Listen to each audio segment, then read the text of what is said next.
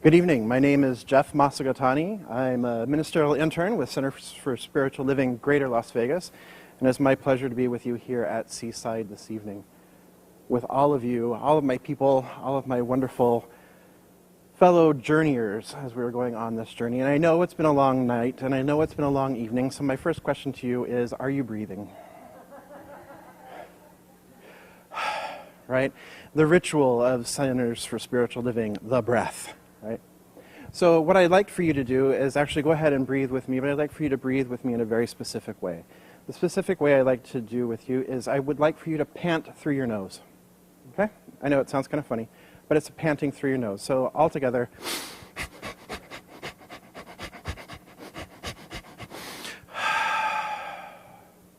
And again, pant.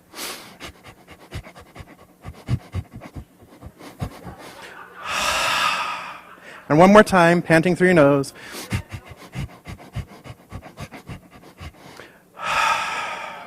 Just make sure you don't blow any boogers, right? Okay. So what this is in yoga, this is called the breath of fire. And what the breath of fire does is it energizes and innervates us. It brings more vitality and more energy into our bodies. And it's a little trick that we can do at any time when we're feeling a little slouch. So, you know, it being 9 o'clock at night, we might be feeling a little bit of a slouch, so I wanted to share that with you. And the question that I started off with, are you breathing, is the question of the evening. And it is also the title of my talk. So, a couple of weeks ago, I had the wonderful opportunity to sit in and substitute a class on the Meditation is More Than You Think class. And the particular week that I got to substitute was the breathing meditations. So if you're familiar with this at all, it's a wonderful survey class that goes through all kinds of different meditations, and this particular one was on breathing. So I got to do lots of research on breathing, and the breath of fire came up, and other techniques came up that I'll share with you a little bit later. And it was so fascinating and so wonderful to go into this class, because what I find when we teach classes here, and all of you teachers know this, and those of you who are teaching Science of Mind classes, and all of us are teachers because we're all standing here on this stage and on the stages and platforms of our centers. And each time is an opportunity to teach, but each time is also an opportunity for us to go deeper with the subject material, to look at it from a different perspective, to see something new, and to really embody it in a whole new and different way. And so I got to do that a couple weeks ago with breathing. So I'd like to share with you tonight some of the things that I learned about breathing through the class from the other night. And so when you open the textbook, or not the textbook, but when you open the manual, if you will, for the Meditations More Than You Think, I believe this is what it says in all of them, but I'm not sure because we have a tendency to add materials at Centers for Spiritual Living, Greater Las Vegas. So this may be in everybody's, or it just may be in ours, but I'm going to share it with you anyway. So it is a quote from The Mysticism of Sound and Music by Hazrat Inayat Khan. Oh, it's not. Okay, so it's in everybody's then. All right, so this is good. All right, if a person wishes to study self, to know the self, what is important is not to study the mind, or of the thought, or of the imagination, or of the body, but the study of the breath. The breath has made the mind and body for its expression. It has made all from the vibration of the physical atom, from the tiniest to the grossest. Breath is audible. It is a word in itself. For what we call a word is only a more pronounced utterance of breath fashioned by mouth and tongue. If we said, first was the breath, it would be the same thing as saying, in the beginning was the Word. In the beginning was the Word, and the Word was with God, and the Word was God. And all that was created by God, and that which was not created was never created by God. Wow. Simple contemplation of breath. Breath being the beginning of life. And so we got to really, a wonderful opportunity to really study breath that night. And so we first looked at it as unconscious breathing. We're all going about our business all day long, breathing in, out, in, out, in, out, in, out, not giving much thought to it. And how often do we do that about God? How often do we bring our conscious awareness to God? Now, I know that most of us in this room, we do it at least a few times a day, but we could do it more often. And it's that in and out, in and out, in and out, and it's an autonomic nervous system function, which is good, because we don't want to have to be considering like, okay, I need to breathe and out all day long. We'd never get anything done if we were only focusing on being able to breathe or, making our hearts beat. Okay, I got to make it beat, beat, beat, beat, beat. Right? So it's a wonderful function that it's autonomic, that it's automatic. And that's great. And it's interesting that often we only become aware of our breath when we're losing it. We've lost our breath. We are winded, or we're struggling, or we're feeling constricted, and we notice our breath because our breath changes. The way we're breathing changes, and that causes us to have an awareness of our breath. So if we're moving about life and noticing that that's also the way life is happening, that we're only noticing life and we're only noticing our participation in it, or we're only noticing it when something is happening to us, we're living pretty unconsciously. We're living in that victim conscious. We're living in that to me stage that we've heard about tonight and that we've all studied at some point. Right? Another time when we come to being aware of the breath that we don't always think about is like when we've exerted ourselves, when we've efforted. When we've had a strenuous physical exercise and we've gone for a jog, or we've been on the treadmill, and obviously I haven't felt that breath in a while. Probably about a year now since I was last at the gym.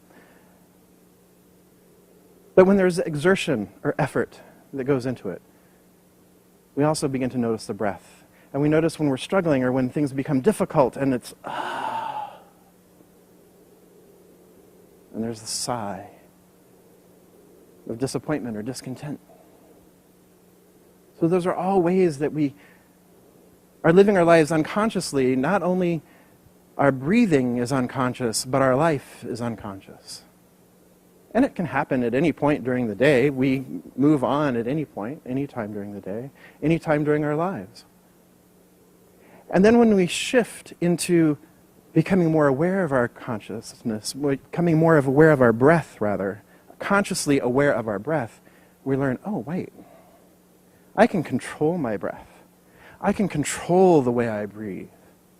I can use my breath to affect change. I can use my breath to direct the flow of it. I can use my breath like we just did at the beginning of this talk to make myself feel more energized by breathing shallow and fast. Or I can calm myself by allowing myself to breathe deeper, taking in that nice deep breath that we all know and love so well, that we just do it so automatically when we just say, okay, everybody take a deep breath, and everybody goes, but we can use it to relax. They're techniques, they're tools. We can count our breaths to enter into a meditation, 1, 2, 3, 4, 1, 2, 3, 4, 1, 2, 3, 4. Counting to see, counting just to still the mind by focusing on the breath. We can use it as a technique or a tool, just like we can use spiritual mind treatment as a technique or a tool. We can use meditation as a technique or a tool.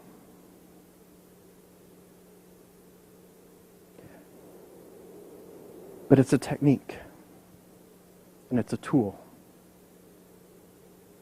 And we're using it consciously, mentally, to change something. To change the condition to change the experience, to change the form. And this is sowing to the flesh. This is mental science, not spiritual science. Not the spirit, not the science of spirit. Not the science of the mystic. It is the science of the spirit, if you will, because the entire universe is the body of the spirit. The entire universe is spirit made manifest. And in that sense, it is spiritual. But it's still mental. Ernest Holmes, the famous quote that we hear so often, "There's good for the universe and I can use it." You know what? That's right. It's totally true. It's absolutely right. But it's limiting. It's limiting. God is so much more than the universe. And the universe is physical matter. The universe is the physical presence. So we're talking here now about mental realm, physical realm, which is spiritual. But spirit is so much more. And so the third breath, one of the other breathing techniques rather, that I shared with the class that night was a way of just following your breath. And just noticing your breathing. You don't have to do anything for it. You don't try to change it. You just follow it. Just become aware of it. Become aware of how you're breathing right now in this moment. Don't try and change it. Just be aware. And what we notice is that there's a flow, a natural rhythm that occurs as we're breathing. But what we realize is that we're not breathing. We're being breathed. We're being breathed. There is something within us that knows. That is the divine impulsion and compulsion for life. And how do we know this? Think about your breath. Concentrate on your breath for another moment. Follow your breath. And notice the stopping point at the bottom of your breath. As you inhale, there's that sweet spot before the exhale begins. And as you've exhaled, there's another sweet spot before the next inhalation starts. It's a stillness. It's a quietness. It's the place of pure potentiality, pure possibility. It's the place where God dwells. And it breathes. It breathes. I can try to control my breath. I can try and hold my breath like I did when I was a kid and we would swim at my grandparents' apartment complex. There was a wonderful swimming pool and we would go back and forth and I would try and swim underwater and see if I could go all the way to that side and all the way back holding one breath, doing it in one breath. And by the end of summer I could always at least do one, sometimes 1.5, sometimes even 2. It was always a fun trick to see. But there was always that within me that made me take the next breath. I could hold it, I could hold it, I could hold it, I could hold it. But I had to take the next breath. I couldn't control that. And that's God, compelling and moving me forward, breathing me.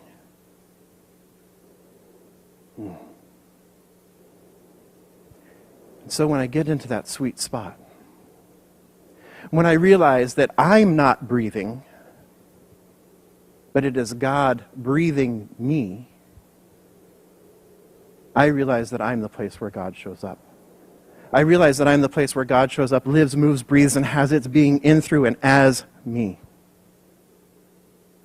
And I have my life in it, living in its expression, as its expression.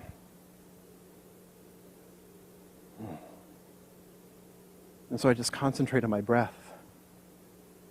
And I bring myself back to that place of just following and realizing that it is ever present. Realizing that it is right there. As Joel Goldsmith would say, closer than breathing, nearer than hands and feet. And it breathes me.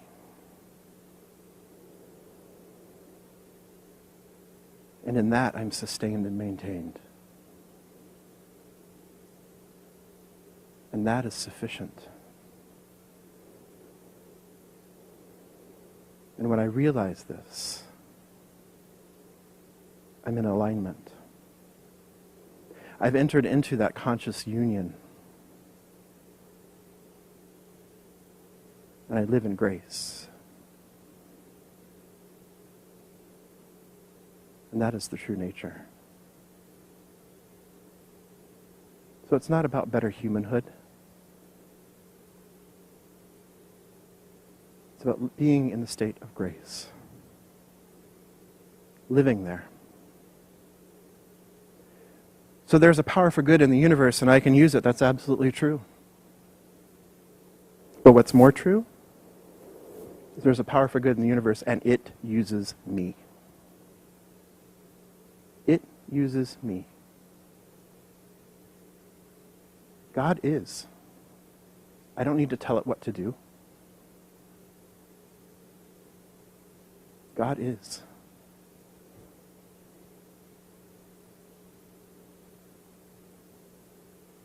It simply is. And so what I know for myself, and I know for others in the room, we're called to share this. We're called to be here, to speak,